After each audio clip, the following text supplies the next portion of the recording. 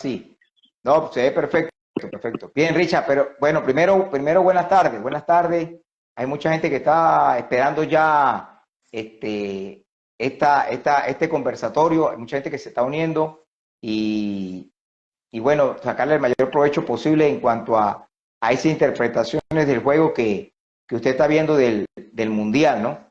Eh, yo lo único que al principio quiero iniciar con esto, Richard, que ahí usted siempre nos remarcó la importancia de la interpretación, de la comprensión del juego, de tratar de ver esa integralidad que se da en todos esos aspectos de la dinámica funcional, de sincronismo, de lo que es las líneas, de cómo se interpreta, cómo los jugadores van interpretando ese funcionamiento. Yo creo que este mundial nos ha dejado un nivel de calidad que usted lo viene manejando conceptualmente desde hace muchos años, pero creo que Europa y bueno, Brasil también ya llega, ya estamos llegando con esos equipos que están mostrando ese nivel de comprensión, de juego, de sincronismo y de, vamos a llamarlo así, de jugadores inteligentes que está pidiendo, está solicitando el juego moderno. Bueno, Jorge, hoy sencillamente lo que estamos viendo es una tendencia.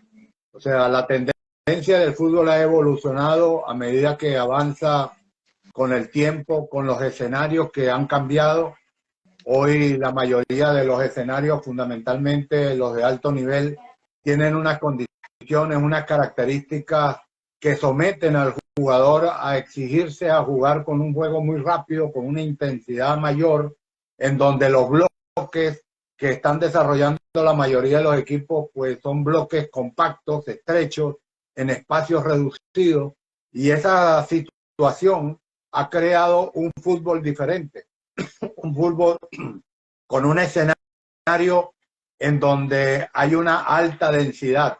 O sea, la mayoría de los equipos de élite están desarrollando un juego compacto de equipos abloquelados, como en un 35 por 35, ya ni siquiera es 40 por 40 como ya se estaba desarrollando en los últimos mundiales, sino que cada día se estrecha más. Fíjate los últimos partidos, recuerden ustedes los partidos de repente España contra Japón, el Marruecos contra el equipo España también, España, en donde prácticamente se vinieron atrás a hacer un bloque bajo altamente compacto y que no encontraba la manera de abrir esos espacios.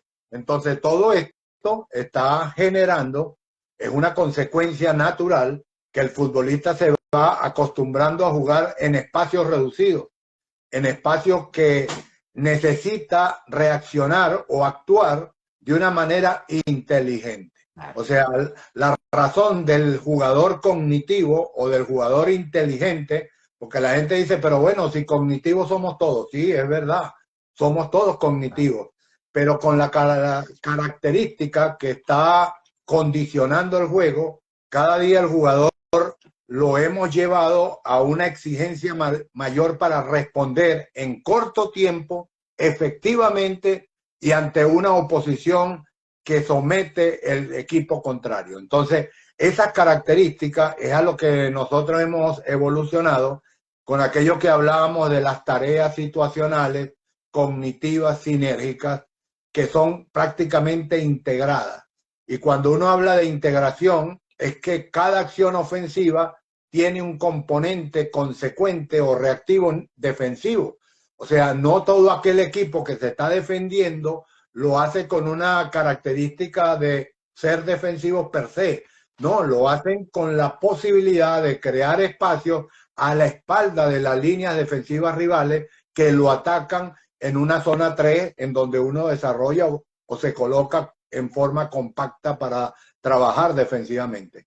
Y cada vez que uno defiende o ataca, como este equipo de España o como Portugal o como Brasil o como Francia, que atacan y llevan a los equipos rivales a construir bloque bajo defensivo, ellos tienen que estar constantemente con una vigilancia defensiva preventiva, porque cada vez que recupere el otro el balón va a venirse en un despliegue de vértigo, claro, que aprovecha la cantidad de jugadores que tiene muy adelantados los equipos que atacan con esas características. Usted siempre nos remarcaba eso desde hace muchos años, Richard, en el sentido de que, porque aquí hay muchos entrenadores que nos están escuchando, y cuando uno empieza a hablar así, porque la gente a veces interpreta un manual, un 2 más 2 en el juego, y usted nos decía muchas veces que cuando se hacen esas tareas, hay una interpretación ofensiva y defensiva, y a su vez eso tiene una transición, cuando usted habla de esas vigilancias, o sea que el juego está lleno de una incertidumbre que el director técnico tiene que tener la capacidad de ir leyendo esas incertidumbres tanto en el entrenamiento como en el partido. La anticipación. Yo creo que si hay algo que hemos evolucionado, tanto los técnicos como los jugadores, es que uno tiene que prever la siguiente jugada. A medida que el técnico evoluciona en esa tendencia de anticipar lo que puede suceder a favor o en contra, es que uno va creando tareas situacionales o entrenamientos metodológicos tratando de llevar esta simulación de esa jugada a un campo de entrenamiento. Porque todo comienza con la teoría.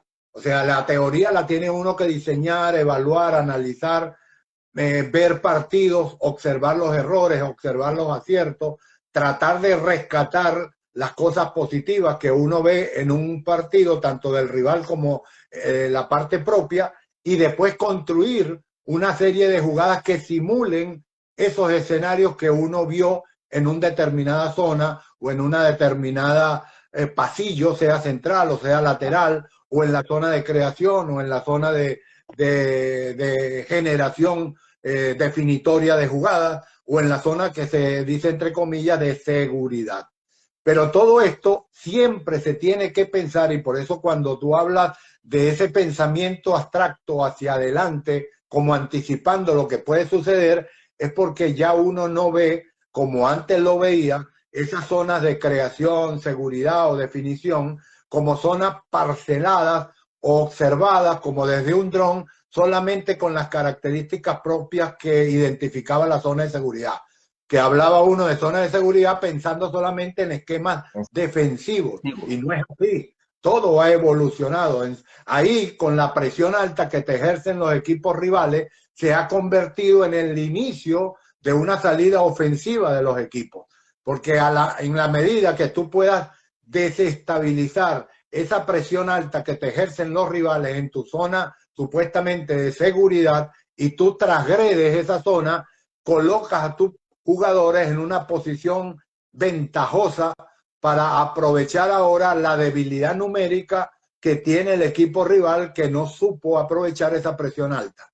Entonces, todo esto, por eso es que hay que mantener esa constante, yo digo, tendencia como técnico de marcar esas habilidades que se pueden dar en una... Ahí la presión alta.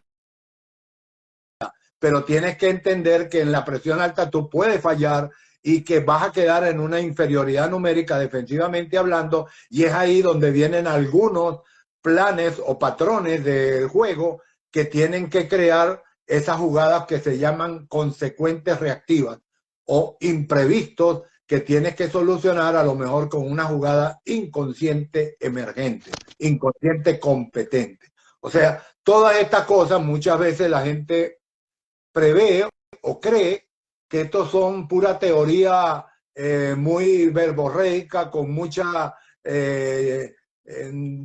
discernimiento o con mucha materia prima, que parece que eso no sirve. No, eso es fundamental, hacértelo comprender, porque el jugador en la cancha, a medida que va avanzando en este proceso de aprendizaje, o lo que hablabas muy bien de la comprensión del juego, va entendiendo que hay momentos que uno arriesga, pero que en el riesgo tiene que tener una medida reactiva planificada para contrarrestar ese momento en que queda en debilidad. El resto de los compañeros tiene que pensarlo de esa manera inteligente, abstracta, adelantada, para evitar que cualquier falla que uno pueda suceder en alguna acción, sea ofensiva o defensiva, tiene que tener una contratáctica inmediata para frenar esa debilidad ocasional o momentánea que se produce. Claro, y por eso en los entrenamientos se tienen que crear esas tareas que el DT va visualizando que pueden ocurrir. porque lo bonito de esto es, como usted dice, se le va llevando una realidad situacional al jugador que pasa o que puede pasar. Así es. Y lo importante también, aprovechando eso de las tareas simuladoras o situacionales, es acostumbrar al jugador que haciendo esas tareas que son como los problemas, sea de matemática o sea de álgebra, o es un problema, en este caso futbolístico, que el jugador puede resolver de una manera acertada o desacertada. Y que el jugador tiene que acostumbrarse a eso, a equivocarse o a acertar, y que eso no puede ocasionar una debilidad en el aspecto de la fortaleza mental, porque ese es otro punto que es fundamental y que muchas veces no se toma en cuenta, el entender que el fútbol es una lucha de propuestas que son riesgos asumidos, pero que pueden provocar una acción emocional consecuente a eso. Hay jugadores que se caen por fallar un penal, o se caen por fallar una jugada que era para hacer un gol, o que se equivocan en salir y le quitan la pelota y te hacen un gol. Son jugadas que tienes tú que entender que pueden ser posibles, pero eso solamente se puede trabajar de una manera, yo digo, adecuada desde el campo del entrenamiento, no dejarlo solamente para el momento del partido, que el jugador reaccione. No, eso tiene que tener una preparación psicológica, si se quiere, con ese coaching generalmente motivacional que uno tiene en los cuerpos técnicos y que facilita una mejor respuesta ante estas situaciones. Hay un ejemplo de eso que recuerdo cuando usted hacía los trabajos de espacio reducidos de 22 por 22, 20 por 20, 24 por 24, dependiendo del número de jugadores, que eran los trabajos orientados a técnico-táctico, con una integración física también, pero siempre hablaba del 1-2 toques. Y muchos jugadores me decían, pero ¿por qué no lo dejan libre? Porque la realidad hoy en día, lo que usted dice, está concentrado eso en 35 metros, no te permite generar 3 toques, te permite pensar rápido, o sea, que toda la tarea se generaba para dar una respuesta situacional a cómo iba a ser en el juego. Hay una estadística, Richard, dice que en casi todos los juegos el 55% de la acción de juego se ha desarrollado en la zona 2. En esa zona 2 es donde está prácticamente resolviéndose todo el partido. Y cuando yo veía esa estadística, yo decía, mira lo que nos decía Richard en ese momento, de por qué en esa zona hay que jugar a 1-2, que las transiciones tienen que ser rápido, que era la zona de movimiento dinámico, de pensar antes de recibir, y que usted hablaba también que eso es fundamental hoy en día. O sea, que el jugador que juega en esa zona tiene que tener también una característica especial para responder rápido a esta situación. Hay una característica que hemos visto en este mundial, Jorge, que ya veníamos observando, visualizando, y que nos estaba distanciando el fútbol ese que veíamos en Europa al fútbol que estábamos viendo en América, comparando, suponte, la Copa Libertadores con la Copa de UEFA Champions League o la Europa de Naciones, comparándola con la Copa América acá, en donde ahí se estaba marcando una diferencia en esa velocidad. Se está haciendo el fútbol de la intensidad. Es la característica fundamental del fútbol actual de la élite mundial. Se está jugando más rápido, con mayor velocidad de transiciones, con mayor velocidad de ataque, inclusive de pases gol, sin pensarlo mucho, se tira el centro, se tira el pase rápidamente para que el jugador que llega aproveche esa sorpresa de cambio de velocidad que trae con respecto al defensa que está apenas desarrollando el cambio de velocidad. Entonces, hay una característica que hemos visto, que antes lo veíamos, como tú muy bien dices, pareciera que en zona 2 era donde había que cambiar el ritmo y terminar en zona 3 con una velocidad prácticamente ya de vértigo final. Pues no, ahora en la zona 1, en los equipos que están verdaderamente mostrando una evolución en ese juego de intensidad, lo están interpretando desde la zona 1. En la zona 1, a pesar de que hay un poquito más de libertad para tocar, pero esa libertad no condiciona que el juego sea lento como hacíamos antes, sino que haya desde ahí, como antes se jugaba en zona 2, ya hay equipos como Francia, como Inglaterra, como Portugal, como Croacia, como Bélgica, que estaban empezando a desarrollar desde la zona 1 entre el pase entre los centrales con los laterales y el volante medio centro, empiezan a tocar un poquito más rápido, claro, con mayor dinámica, diferente a lo que veíamos o a lo que vemos todavía en Argentina o en Brasil, que siguen ahí condicionando en base a que no hay presión, el otro equipo lo está esperando en bloque medio y ellos van tocando lento, lento. Estos están tocando más rápido.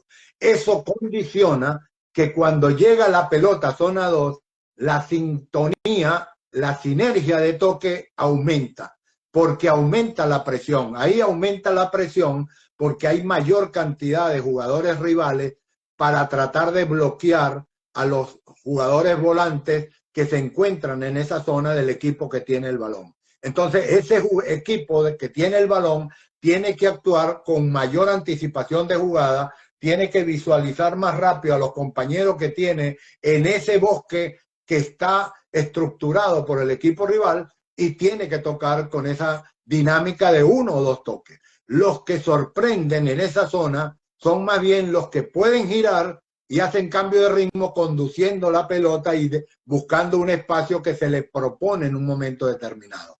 Eso es lo que estamos viendo. Me ha gustado mucho Portugal en ese manejo, me ha gustado mucho Inglaterra y me ha gustado mucho Francia en ese juego de zona 2. Ha comenzado a verse el juego de Brasil en esa zona porque la presencia de un jugador que para mí es el encendedor, el iniciador de ese juego rápido de Brasil en zona 2 que se llama Casemiro. O sea, Casemiro junto con Thiago Silva y con el jugador Marquinhos prácticamente son los iniciadores con pases filtrados buscando a esos cantidades de jugadores que se mueven dentro de esos espacios atrincherados que coloca o esas murallas de dobles líneas que colocan los equipos rivales. Ellos están consiguiendo sus espacios, pero fundamentalmente se está sumando esa característica, si se quiere, de riesgo de hacer pases filtrados en zona 2, en donde no es fácil hacerlo, pero que la calidad y la característica de los movimientos de sincronía que se están dando garantiza que ese juego se esté efectuando de manera positiva. Por eso es importante eso que hablabas muy bien del cambio de velocidad que hay que buscar cada día más en este juego del fútbol y mucho más de zona 1, zona 2 y zona 3. Siempre que da charlas, seminario, Richard, ha sido un defensor constante de la efectividad del pase. Y mira lo que las estadísticas dicen hoy. Las estadísticas hablan de jugadores en este nivel sobre el 88% de efectividad de pase y de equipos que están sobrepasando más de 500 pases por partido. Entonces, claro, esto habla de posesión, porque muchos dicen no, que el tener la posesión no indica que gane, está bien, pero la efectividad de pase está siendo clave y fíjate, lo estás exponiendo que desde la fase inicial. A lo que yo voy es, mira el mensaje que nos están mandando para los jugadores que van en proceso de formación, que ese tipo de trabajo, de tareas que se tienen que iniciar desde un jugador sub-15, sub-12, sub-15, sub-17, hoy en día tiene que ser de mucha más calidad, de mucha más exigencia, porque lo que se está representando hoy en día en el alto nivel es esto. Hay 2 puntos que nombraste ahí. La calidad, la cantidad de los pases, que eso es importante determinarlo, y el factor analítico técnico, el gesto técnico. O sea, son dos puntos que hoy en el fútbol cada día se están como imponiendo o están colocando su posición de prevalencia. Indiscutiblemente eso tiene una lucha interna contra aquellos técnicos que son tácticos, que les gusta el fútbol diseñado en una pizarra, plasmando ideas tácticas de superioridad numérica, de desarrollar bloques, de estructurar jugadores con mucha capacidad de recorrido, que al final que tengan la pelota pero que haya mucha traslación o transición de sus movimientos. O sea, eso es una lucha interna que se da en el fútbol y que nosotros, basado en esta pregunta que tú desarrollas de una manera con mucha inteligencia, yo digo que hoy sí el fútbol es importante poseer el balón. O sea, poseer el balón es la garantía más sólida que tiene un equipo de que el rival no te va a hacer un gol. O sea, eso es una razón indirecta, pero es tan cierta como que el jugador que tiene la pelota pues busca que no se la quiten y que el rival no la adquiera para que me haga el gol. Entonces, con ese concepto es importante la posesión, pero más importante es la calidad de la posesión. Porque tú hoy lo hablas. Sí, hemos visto que en este mundial, inclusive España ha llegado a la cantidad imposible de creer de hacer 1000 pases o 1100 pases en un partido. Pero cuando uno va, eso es la cantidad que ya llama la atención, que un equipo pueda hacer tantos pases en un partido y que no haya podido hacer un gol. Entonces, ¿qué es lo que cuando uno profundiza en el análisis de la calidad de estos pases, es ahí donde uno dice, oye, algo está pasando porque se está viendo mucho pase en la posesión de amplitud o de lateralidad, pero no de progresión con pase filtrado y mucho menos en zona 3 de pase filtrados trascendentes.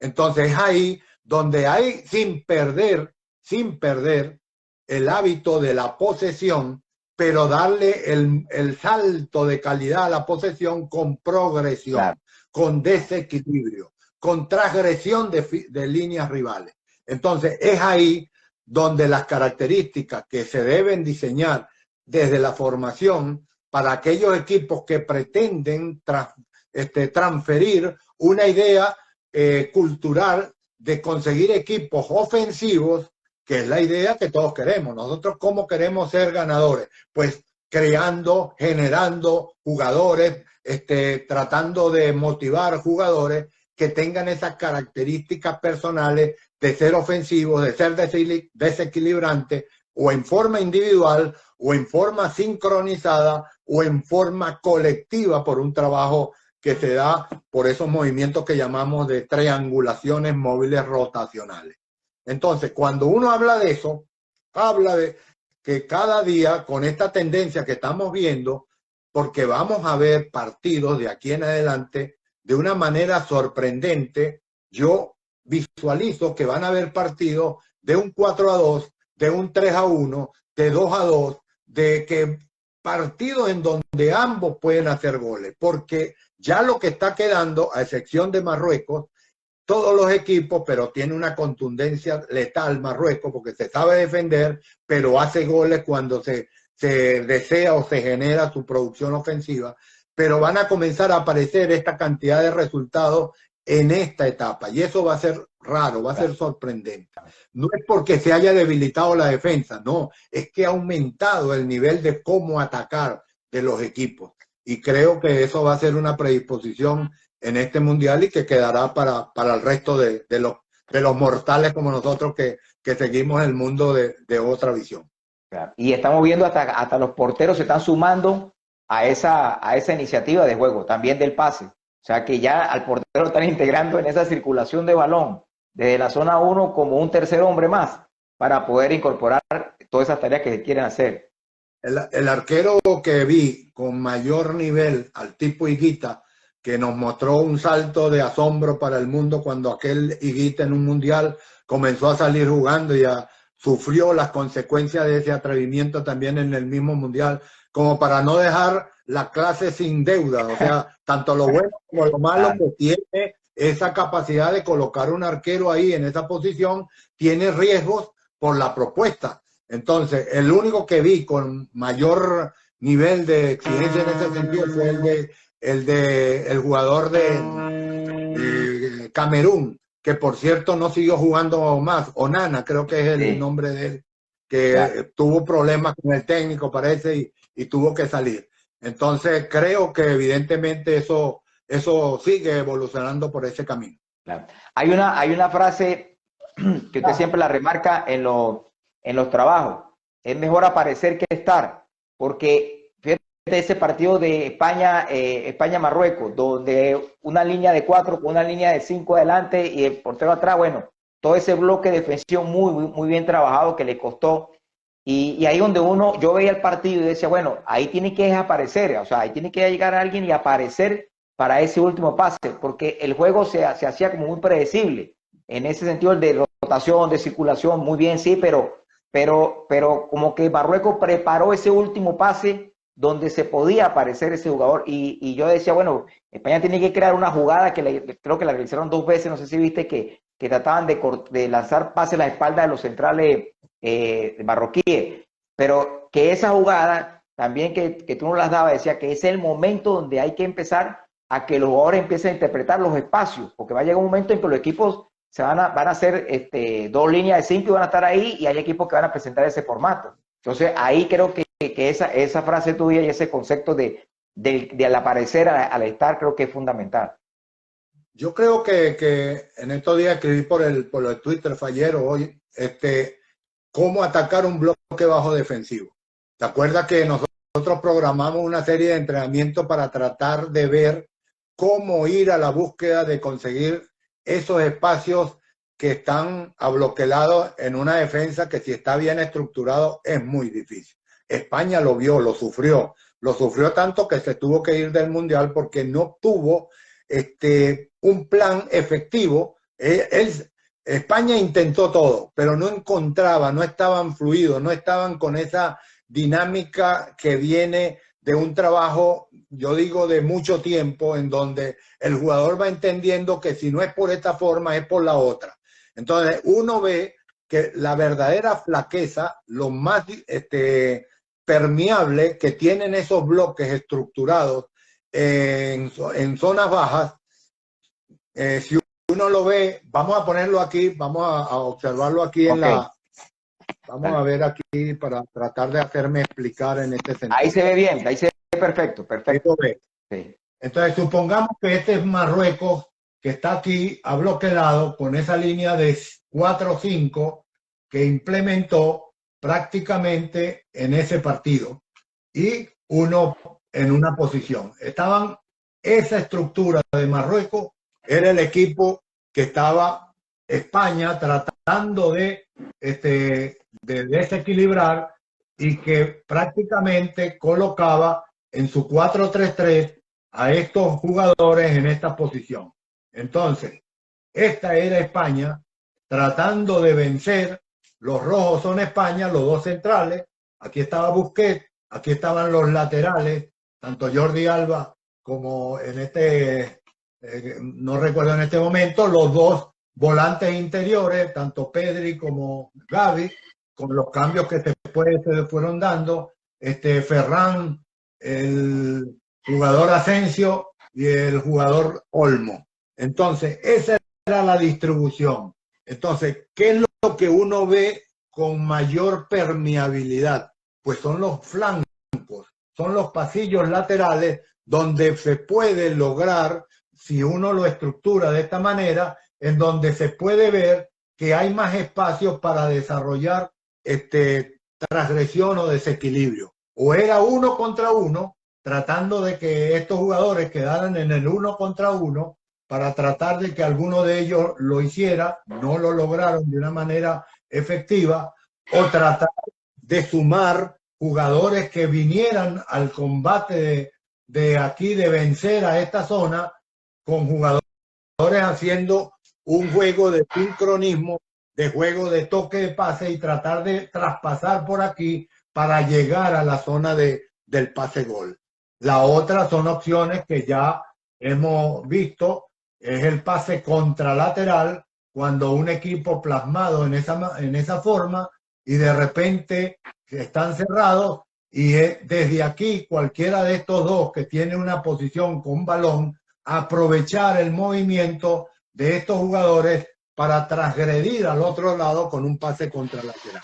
Estas son jugadas que se deben estar planteando de una manera constante, permanente, variando, disparos de media distancia, por el medio, hacer paredes o hacer situaciones se ve muy difícil. Son jugadas que ahí se pierde y va provocando, que es otro de los elementos que hay que trabajar para los equipos como España, de no sufrir frustración. Porque es normal que a medida que tú estás atacando a este bloque compacto que está diseñado por el equipo en estas condiciones, que tú te vayas frustrando al no poder pasar. Y por eso es que después los cambios tienen que darle otra renovación, otra variabilidad, porque al cambiar jugadores cambia la variabilidad de las características del jugador. Entonces, estos son elementos que evidentemente forman parte del juego, y que cada técnico y los jugadores, en este caso, tienen que tener esa calidad de variables que si no es por aquí, vamos a intentar el otro, vamos a hacer un pase saltando línea, vamos a chutar de media distancia, vamos a provocar faltas, buscar jugadores que intenten desequilibrar y protejan la pelota para recibir la falta y de esa manera tener oportunidades, porque al hacerle un gol a esos equipos que colocan este tipo de bloque, ahí prácticamente se abre una posibilidad para seguir haciéndole más. Lo otro, Richard, claro, uno habla después de la guerra, pero uno lo que ve estos partidos es para aprender también. Para aprender porque la gente dirá, no, pero Durán hablando ahorita, no, yo estoy confirmando que estoy hablando de como un aprendizaje después del partido, que uno toma esos partidos para... Y España, olvídate, España intentó todo. Claro. Lo que pasa es que no le salió, no pudo desbloquear ese muro. Yo quiero ver por eso el partido con Portugal, porque Portugal tiene Portugal con Marruecos. Marruecos le va a hacer lo mismo, se le va a venir atrás, lo va a tratar de aguantar y vamos a ver cómo Portugal, pero con otro juego posicional. El juego posicional de España es muy, yo digo, posicional, valga la redundancia. Están ubicados, no se mueven de ahí, ni el volante por acá, ni el volante externo por acá, el otro fijando los centrales, los volantes interiores haciendo un juego de volantes interiores, o sea, no se mueven. Ellos tratan de mantener esa posición, mientras que Portugal tiene mayor rotación funcional de sus jugadores. O sea, Joao Félix ataca por un lado, aparece por el otro, Bernardo Silva, Bruno Fernández, Carvalho, o sea, ellos tienen mayor cambio de rotación. Los laterales se tiran al medio y ya aparecen por fuera. O sea, yo quiero ver ese Portugal-Marruecos para ver si se ve con las mismas dificultades que se le vieron a España. Por eso, porque cada partido, ya observando el anterior, me imagino que cada técnico va a hacer una propuesta. Pero yo lo que digo es, cuando yo vi ese partido, después del partido, yo pensé también, como aprendizaje, de, bueno, pasa que España salió sin un 9 fijo. Y para mí, cuando se hacen esos bloques tan cerrados, también tiene que tener un 9, porque también me depende mucho de una pelota aérea, de una pelota que venga de un pase contralateral, de una pelota que venga de un espacio filtrado. Entonces, no tener un 9 fijo también no fija los dos centrales y queda como mucho más difícil para el equipo que está realizando ese ataque contra ese grupo de gente ahí metida, pues es mucho más difícil como encontrar esa zona. Y lo otro que usted nos plantea, Gris, también es en ese sitio de situación jugar a un toque, porque no se puede hacer dos toques, ahí es la jugada sorpresa de un toque, para poder permear una pelota que pueda pasar entre esos espacios lleno de piernas, tratar de que esa jugada pueda finalizar. Y que los defensas, que era otra para mí de las equivocaciones que estaba haciendo España, es que el pase entre los defensas y los laterales era muy lento.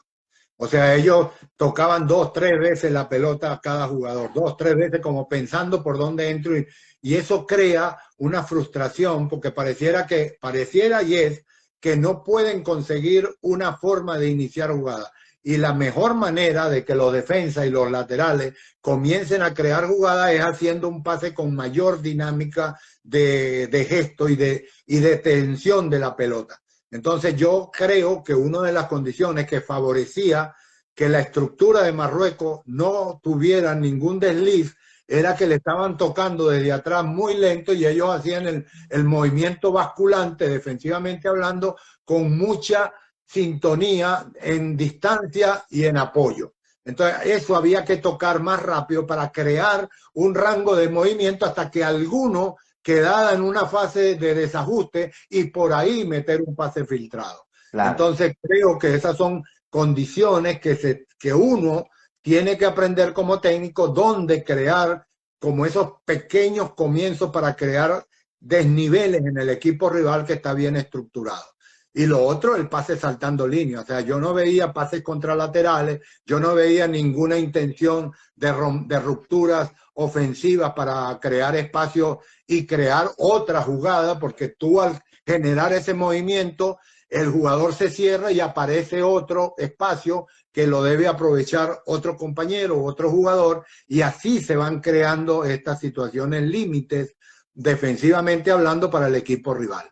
Y bueno, Indudablemente, esto es teoría. Todo esto es la teoría que uno diseña en su mente, entendiendo cómo es el juego, cómo se puede transgredir a este bloque, porque esto ha sido la lucha eterna desde la etapa, desde los primeros veces que se comenzaban a conseguir equipos que técnicamente eran muy superiores y el equipo que se encontraba disminuido no podía ir a jugar de tú a tú contra esos equipos y estructuró un sistema táctico que dice nada. Yo a este equipo de Brasil me meto aquí atrás, aguanto, y en cualquier momento le hago en aquel momento se llamaba contragolpe, ahora es una transición rápida, y eso es lo que intentaba Japón, y le fue bien contra Alemania, le fue bien contra España, hizo el trabajo hasta que tuvo que salir en el partido que fue eliminado. Pero son equipos que plantean un problema y el otro equipo tiene que plantear las soluciones.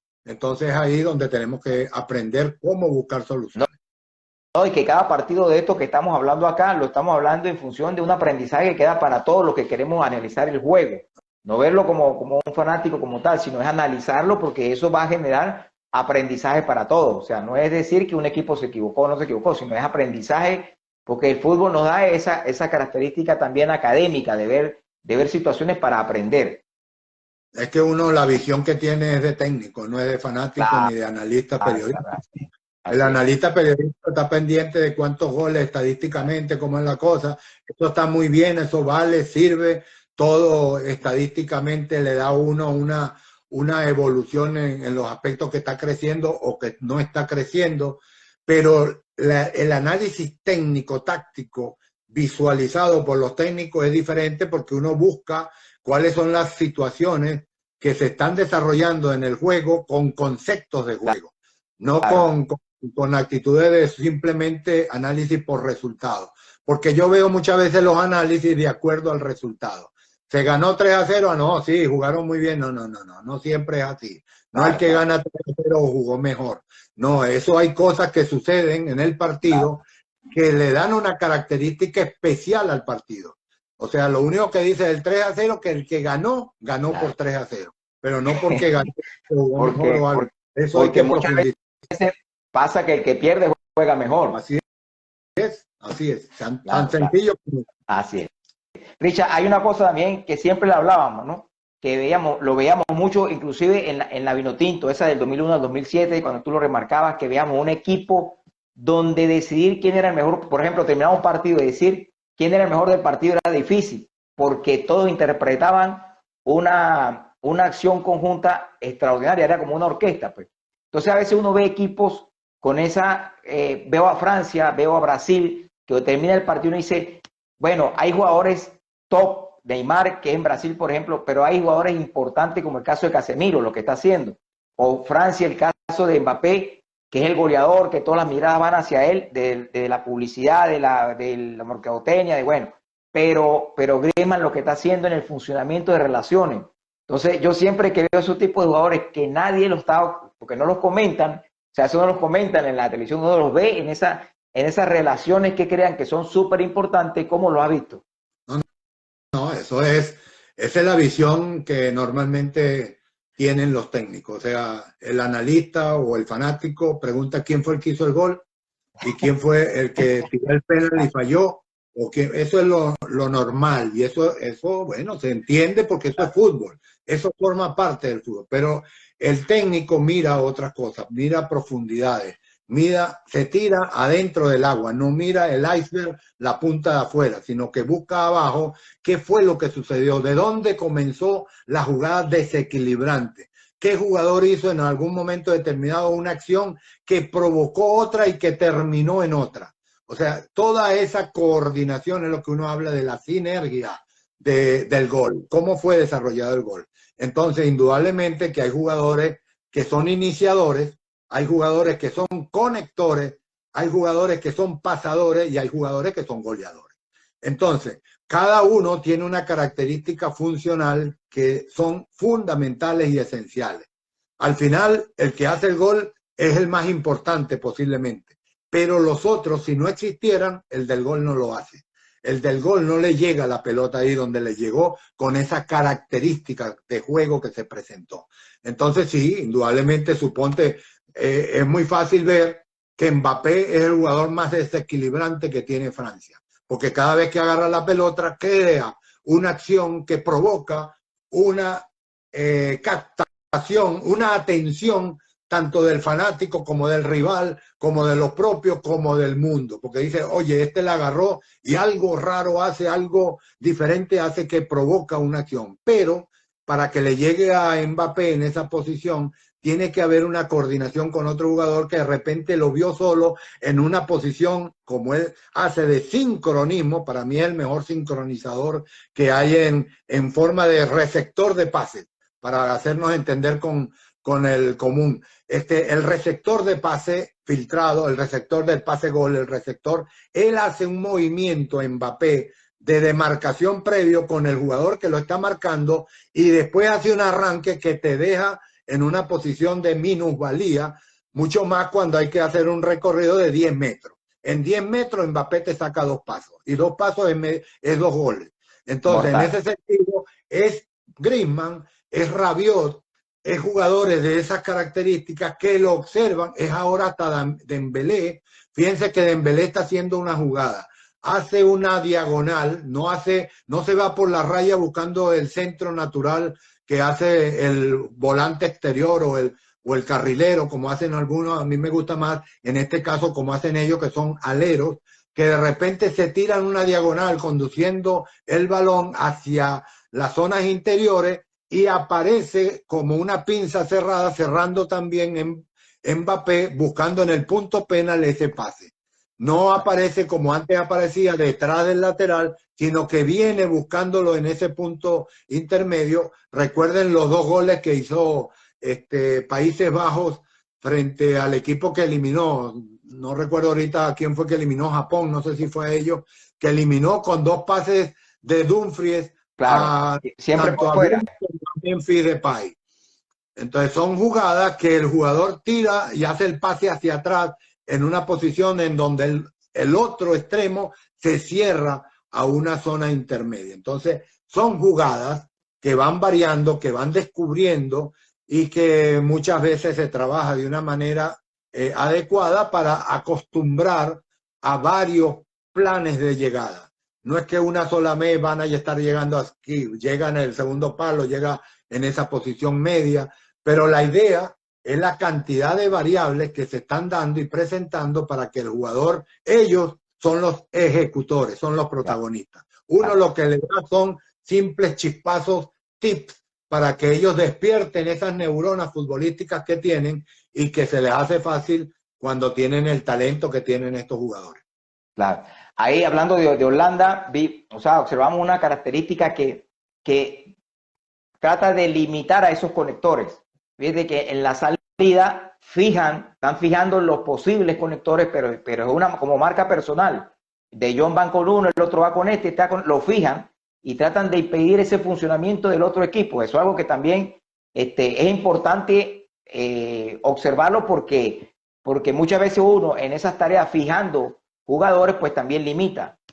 Se han tenido la costumbre, ya hemos visto en algunos partidos, hablábamos del pensamiento anticipado. Claro. Eso es la anticipación del técnico táctico que entiende, que ve un partido, que observa de Casemiro es el iniciador del juego medio de Brasil, que Busquets es el iniciador del juego de mediocentro de España, que el jugador que van a colocar a Argentina en esa posición, sea Hernández, Fernández o sea Paredes, ellos saben que es el iniciador en zona media para comenzar. Entonces le van a colocar a un compresor, a un jugador que lo va a tratar de bloquear, que va a tratar de evitar que ese jugador no salga, que salgan los 2 centrales, que salgan los 2 centrales.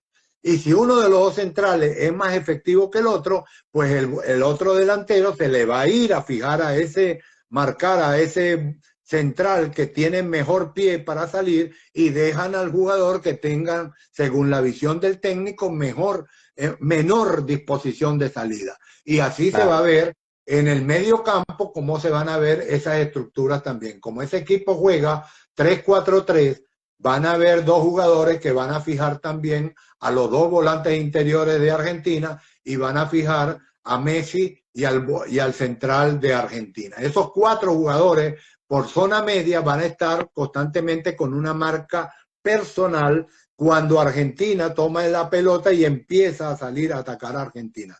Entonces, eso tiene que crear una respuesta. Esa es ya se sabe que van a venir así. Lo sabe Scaloni, lo saben los jugadores de Argentina y lo tienen que buscar cuál es la solución para salir de eso. Y la mejor solución es rotarse, es moverse. El único que no se va a mover es Messi. Porque se mueva o no se mueva, tienen que colocarle un jugador cercano de una manera que evitar que Leo Messi consiga la pelota. Pero él siempre consigue espacio. Él es un mosquita muerta. Él es un jugador que se hace el que no hace, que muestra lo que no es. Pero cuando hace el chispazo y le dan la pelota, porque a él sí lo están esperando que haga el chispazo para darle el balón, es ahí donde ese equipo cambia su estructura y su manejo. Pero ese va a ser un partidazo porque es el trabajo táctico de un equipo sólido en esa parte, como es el equipo de Van Gaal, el equipo de Países Bajos, contra un equipo que todavía no ha conseguido una fineza. Va de menos a más, pero todavía no ha conseguido un partido que te diga, oye, ya consiguió una solidez de juego, tiene salida por laterales, tiene salida con volante por pasillo central, aparece Messi a cada rato, le están haciendo jugadas de desequilibrio. Todavía no hemos visto todavía ese Argentina, esperamos verlo contra Países Bajos. Claro, y lo otro que acaba de decir Richard, que es muy importante también, es cómo un equipo se puede ir construyendo en base a la competición.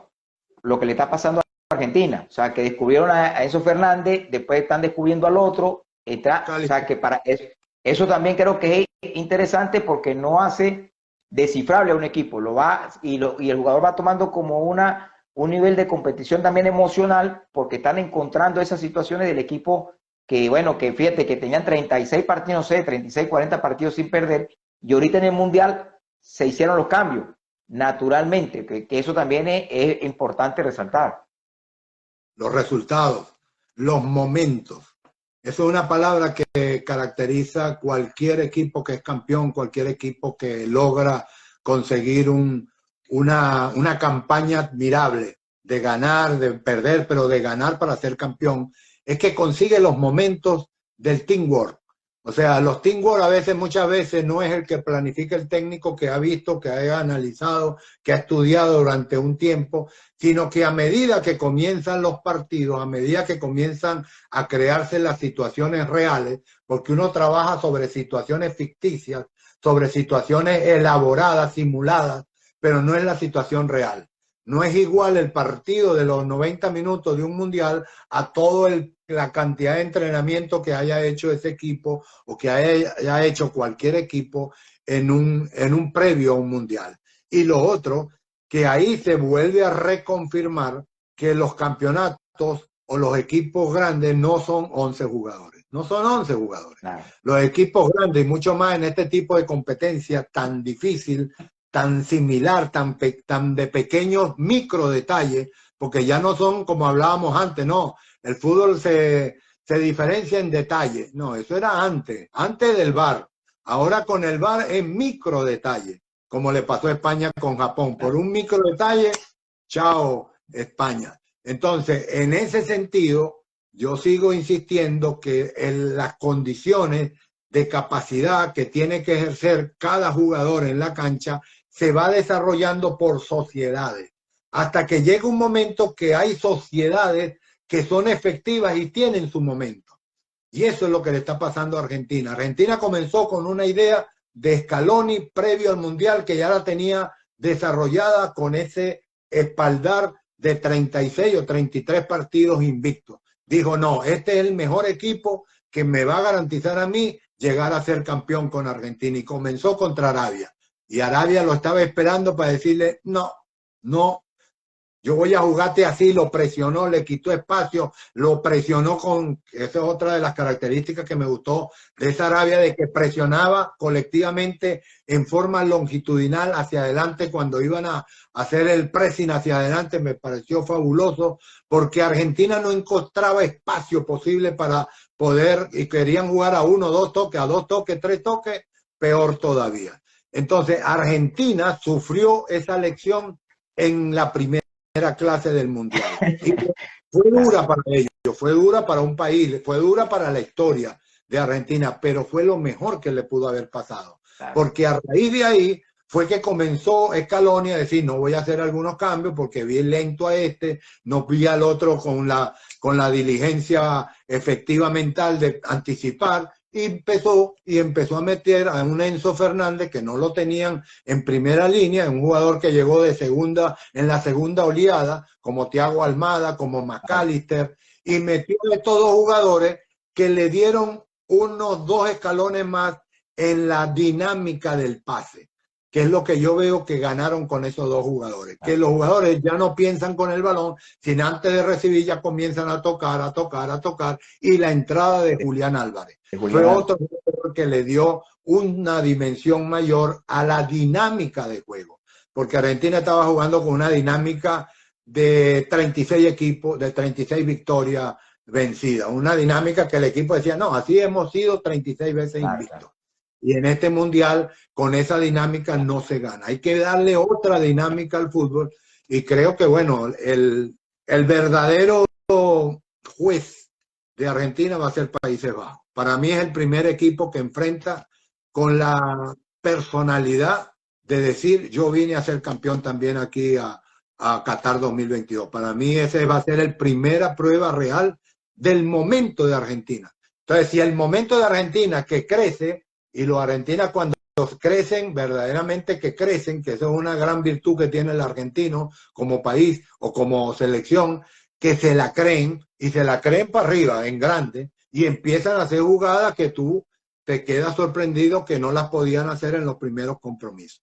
Entonces, por eso es que yo quiero ver ese compromiso. Tiene algo de esa satisfacción de técnico en ver cómo va Argentina a quitarse esa, yo digo, esa burbuja o esa frazada que le va a colocar Países Bajos con la inteligencia táctica de Van Gaal para tratar de frenar a esta Argentina. Claro. El otro aprendizaje, Richard, es la compresión de la línea. Ya que tiene la tabla ahí, cómo la línea ha hecho esa modificación de que muchos equipos anteriormente esperaban de 3/4 hacia atrás. Hoy en día no, hoy están colocando la línea, porque la línea está como reglamentando todo hacia dónde va la presión.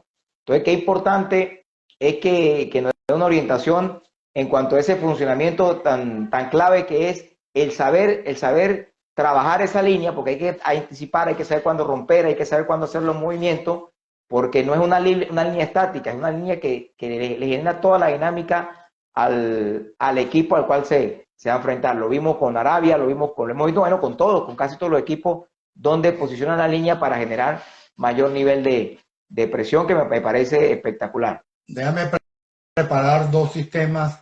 Aquí vamos a ir preparando para que se vea la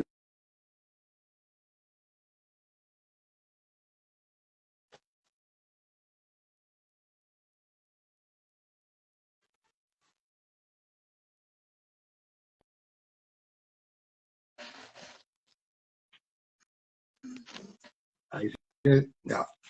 Sí, se ve perfecto, Richard. Se ve perfecto. Bájalo un poquito más. Ahí se ve bien. ¿Se ve todo? Sí. Vamos a ponerlo aquí los 4. Supongamos que estamos atacando aquí. Se están defendiendo con esta doble línea de 4.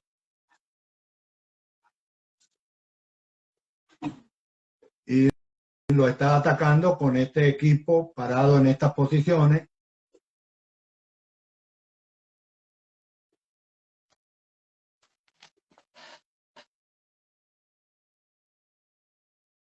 Lo están atacando así el equipo rojo al equipo azul.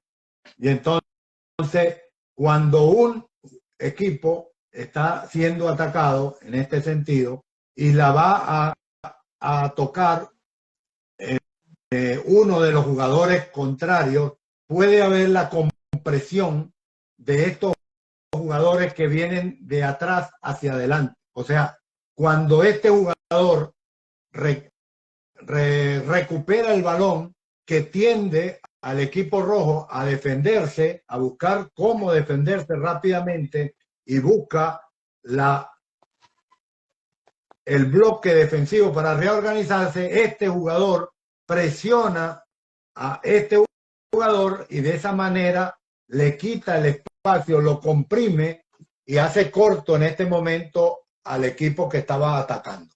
Vuelvo a repetir, estaban atacando los rojos, pierden la pelota y en un momento determinado que se pierde la pelota, el equipo rojo que estaba desplegado en ataque tiene que tratar de buscar reorganizarse rápidamente a defender. Y en estos jugadores que estaban atacando vienen a cerrar sobre este jugador que tiene el balón y de esa manera comprimen, porque estos ya no se mueven, ya no siguen bajando, sino que se mantienen. Y esto era lo que hacía este día Arabia contra Argentina, que de una vez ellos paraban el equipo en esta posición que era de demasiado riesgo, pero la estructura del bloque no se perdía y estos jugadores que estaban atacando en esta posición venían y comprimían y rápidamente se veía ese bloque de compresión.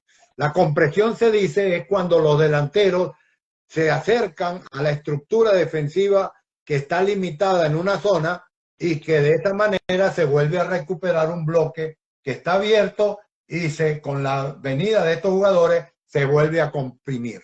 Esa es la idea de la compresión en este sentido de los delanteros para ayudar a la compresión del bloque. Y ahí se da un principio, Richard, general, para no todos atacan, todos defienden.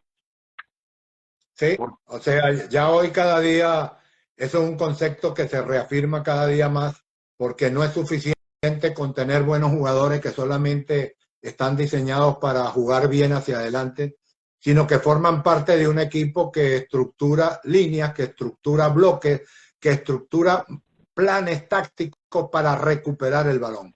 Una de las debilidades que tiene Argentina, siendo su mayor fortaleza, es contar con Messi. Para defender es un jugador menos y provoca una serie de acciones de compañeros que hacen un desgaste mayor porque Messi no logra hacer esa compresión que estamos hablando y permite un juego todavía permisible en algunos sectores del terreno. Entonces, todo eso tiene, por eso te digo, el fútbol tiene todas esas cantidad de variables que pueden provocar algo positivo y negativo a la vez. Es como el caso hoy en día, igual lo dice la estadística, el caso de los extremos, que lo que están haciendo es mucho más recorrido. Hoy en metro, en la calle, son los extremos, los aleros y los laterales. ¿Sabes? Son los que más están en ida y vuelta. Porque, como usted lo acaba de decir, el espacio por la banda es clave. Entonces, si no hay superioridad numérica ahí, defensiva, y a la vez ofensiva también, pues se están dejando espacio o no se están creando los espacios. La gran dificultad que también tienen los que juegan por las bandas, tanto laterales como volantes externos, es que son ellos únicos los que trabajan por ahí. Si eso le pasa al 10, el 9 puede bajar momentáneamente a hacerle la posición del 10. Si le pasa a un volante medio centro, uno de los aleros se le puede tirar ahí y acompañarlo. Pero si a un lateral se equivoca y no regresa, es muy difícil que uno de los que están en pasillo interior pueda ir a hacer una cobertura lateral, porque es preferible dejar por fuera un espacio que dejarlo por dentro.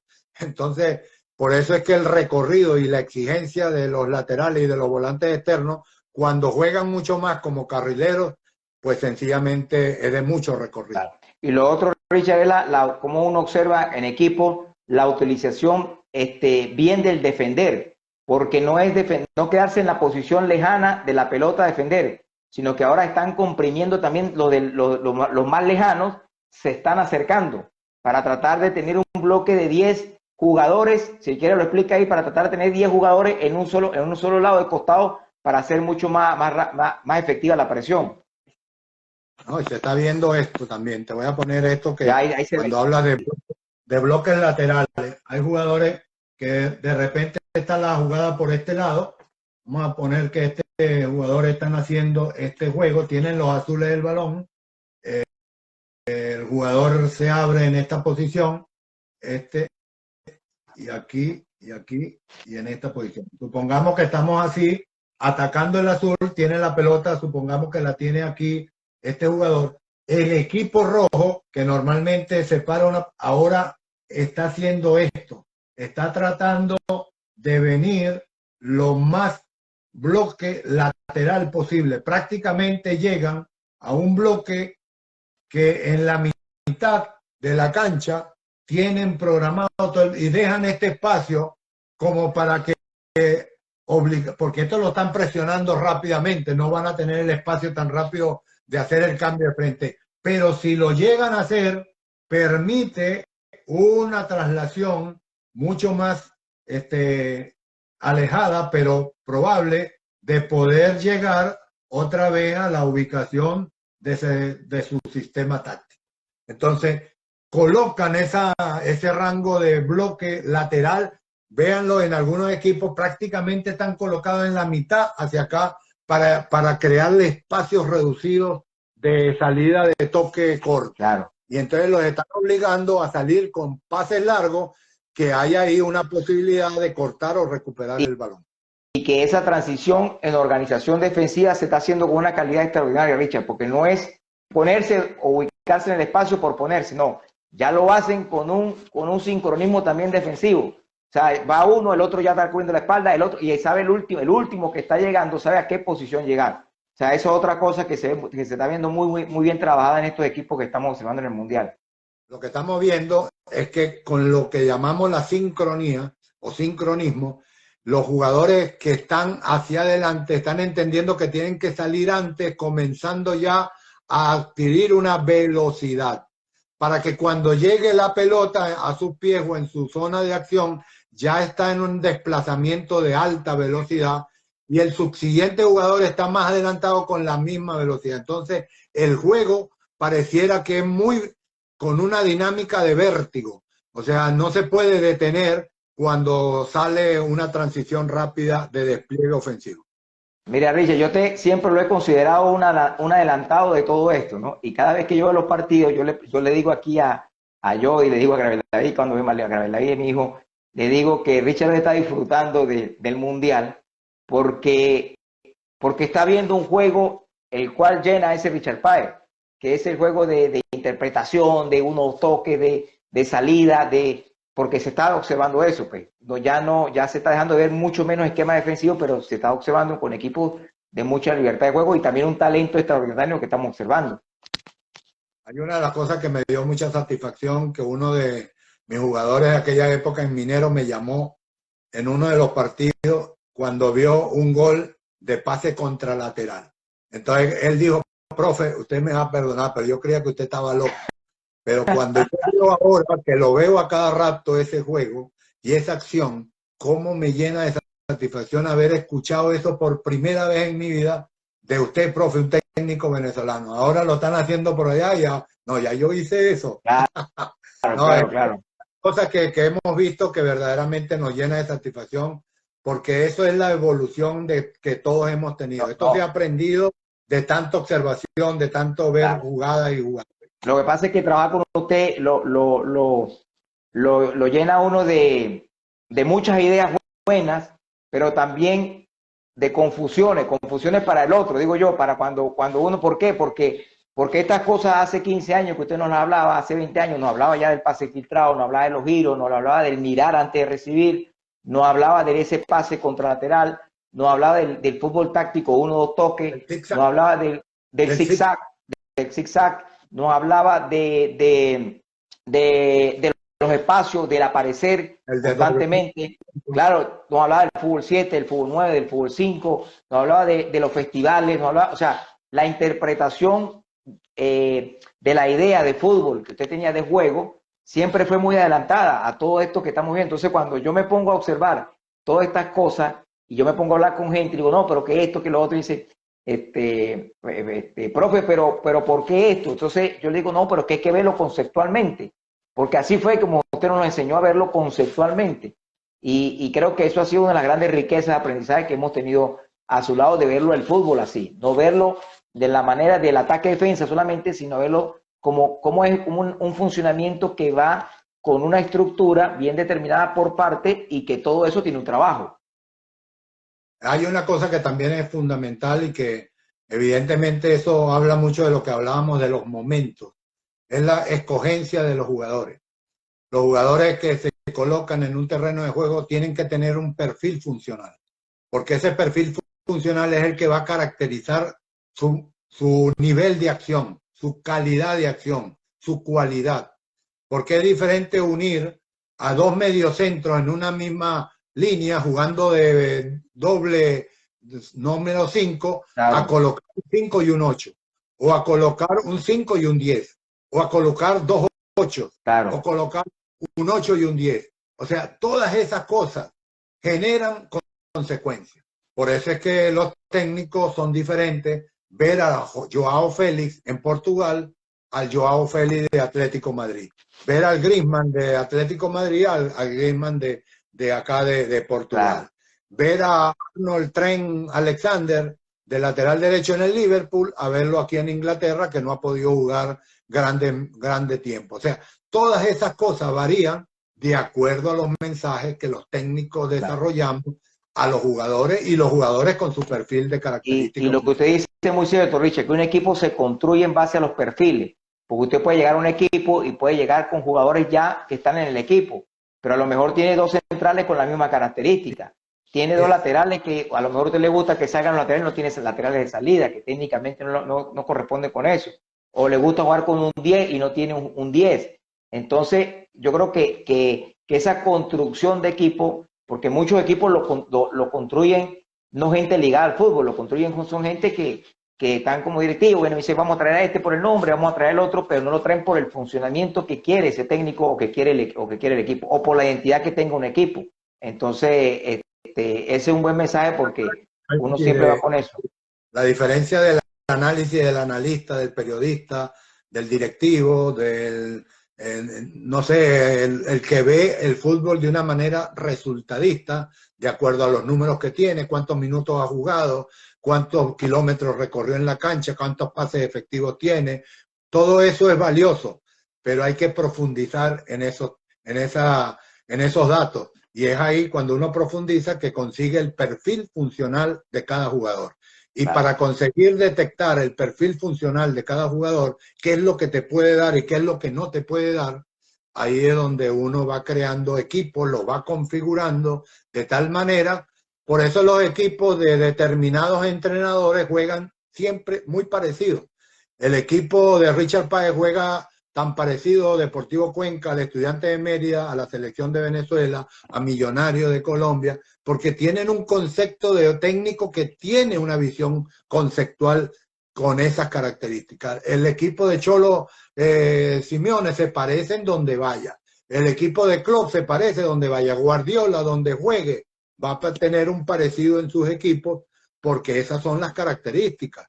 Entonces, por eso es, ¿por qué? Porque cada uno tiene una visión conceptual de los jugadores que quiere colocar en cada posición. Claro. Y esa visión es lo que identifica, provoca conductas habituales que al final se llama identidad. Y eso es lo que también, bueno, reafirmaba ahorita Luis Enrique cuando él le decían que jugara a otra forma. Él decía, no, yo tengo que jugar a la forma como está planteado su idea. Yo creo que ahí lo reafirmó claro y lo que estamos en esto entendemos claramente que el mensaje es ese, porque si cambia el mensaje, pues crea un desorden en todo lo que ha elaborado. Y crea confusión. Acuérdate que en el fútbol es importante el impacto de fe, la confianza, la convicción que el técnico transmite a sus jugadores y cómo el jugador verdaderamente cree o no cree. Cuando no cree o le hace ruido al jugador porque no está sus condiciones futbolísticas que tiene el jugador, se ve que no está identificado con ese estilo de juego que está planteando el jugador. ¿Cuántos número 10, cuántos volantes ofensivos chocan con aquellos técnicos que lo quieren hacer es presionar, correr, hacer transiciones rápidas, ir y venir, marcar al jugador 5 y no le dan oportunidad para crear, para improvisar, para desarrollar un fútbol que es en lo que él se siente caracterizado. Entonces, todo esto forma parte de este juego, por eso es tan complejo y tan simple a la vez, porque en la medida que vamos consiguiendo simpleza, estamos entendiendo mejor a qué se trata de este juego, el cómo hacerlo, porque eso es lo más difícil. Y lo otro que yo lo he visto con usted y lo he vivido es que cuando se llega un jugador hacia ese estilo, lo que hace es darle potencialidad al jugador. Que el jugador cuando termina en ese proceso ni se lo cree. Nosotros tuvimos en Colombia los tres delanteros que tuvimos, los tres salieron goleadores del torneo. Los laterales que jugaron, los que jugaron hasta convocatorios de selección. Robario fue convocado a la selección. Entonces, esos jugadores por ese estilo también tienen una potencialidad. Sí, porque es la escogencia, ahí es donde va lo de la escogencia, Jorge. El hecho de ir construyendo uno el equipo y va trayendo la pieza que cuesta más en los equipos porque o es el dinero o es una imposición de algún querer jugador por parte de algún directivo que uno no acepta, el traer a jugadores que de repente es lo que hay porque no hay posibilidades económicas para traer otro con mejores características, cuesta más observar. Pero cuando uno va logrando estructurar y sumar jugadores con esas características es que se ve que los equipos comienzan a funcionar pareciéndose a los equipos que uno tiene en mente, porque uno primero crea en la mente el equipo cómo es que lo quiere ver. Y después, viéndolo en los entrenamientos, es que uno va diciendo, ya se está pareciendo. Ya comienza a verse ese equipo que queremos ver, hasta que lo logra uno. Más fácil es en la selección, porque en la selección uno escoge. Ahí sí es más fácil para uno. Para mí fue más fácil hacerlo en la selección. Indudablemente fue en el año 2001, con otras condiciones, con menos cantidad de jugadores con calidad que teníamos, que fue tan diferente al equipo que hicimos en Minero, que puedo decir que fue uno de los mejores que hicimos en la cancha, con todas estas características de perfiles en cada jugador en posición. Y que hay unos que entran que no entran en ese plan, pero se contagian por los otros que están generando esas cosas importantes. Así es. Esto del fútbol tiene esas virtudes y también tiene esa falencia, que un virus negativo se contagia, pero un virus positivo también. Claro. Entonces, cuando el jugador ve a un compañero hacer un regate o hacer una jugada de un toque sin mirar, con borde externo, o tener un jugador como teníamos Edgar Jiménez, que antes de hacer una jugada ya tenía dos adelantadas, porque ese no veía la siguiente, sino la segunda, la tercera. Entonces, son jugadores que estaban adelantados en el tiempo de juego. Entonces, el otro jugador va entendiendo, oye, ¿cómo hizo eso que sin mirar me dio el pase? Entonces, el otro comienza a entender que antes ya había visto, que ya había hecho la mirada antes de recibir. Y de esa manera se van creando un contagio en forma positiva de sociedad en sociedad. Bueno, Richard, muy interesante todo. Yo creo que el que quería leer un libro hoy ya lo abrió y yo por lo menos unas 80 páginas. Uno abre el libro.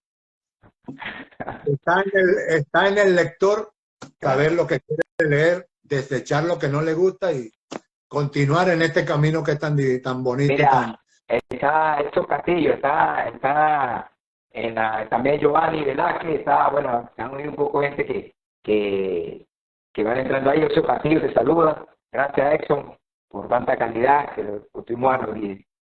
Exxon fue otro de los jugadores que saltó, creció exponencialmente con esa motivación, porque son retos que le hacemos a los jugadores. Y Exxon formaba parte de ese crecimiento enorme que ha tenido como jugador y que hoy lo aplaudimos por todo lo que nos dio y lo que sigue dando al fútbol en Venezuela. Bueno, la reunión esta reunión la voy a dividir por segmentos para que todo el mundo la pueda aprovechar. De todas maneras, la colgamos completa, pero por YouTube la vamos a ir colgando por parte y también por Facebook para que la gente tome los mejores extractos y bueno, seguir disfrutando de esto. Romar también te saluda, Romar Malavé, Edgar Barrio, Giovanni, que también se colocó acá, Giovanni. Lucho Peña, Giovanni Velázquez. Giovanni. De acá. Ese sabe más de lo que hablamos. Sí. Sabe todo lo que... Aquí un placer escuchar la charla de los profes. El profe Richard siempre fue un adelantado, pues, y así su llegada a profe Durán, a Román Malavé, aplausos. Bueno, mucha gente aquí conectada hoy en el Giovanni, maestro, siempre bueno verlos juntos, gracias por tanto, la vida y la pelota nos volverá a unir.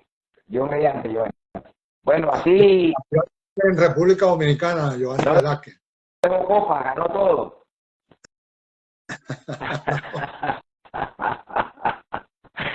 Bueno, Richard, se lo doy ya a Ricardo.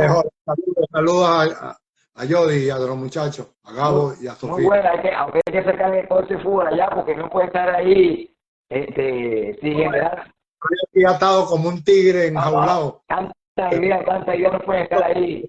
Pronto tendremos de nuevo, el fútbol me está llamando. La cancha lo pide, no puede tanto talento, no le puede dar yo tanto talento y tenerlo ahí escuchándolo por Ricardo, no, escúchalo todo también. Dale, cuídense mucho. Chao, gracias por el tiempo. Chao, Jorge, gran entrevista y gran conversatorio más bien. Claro.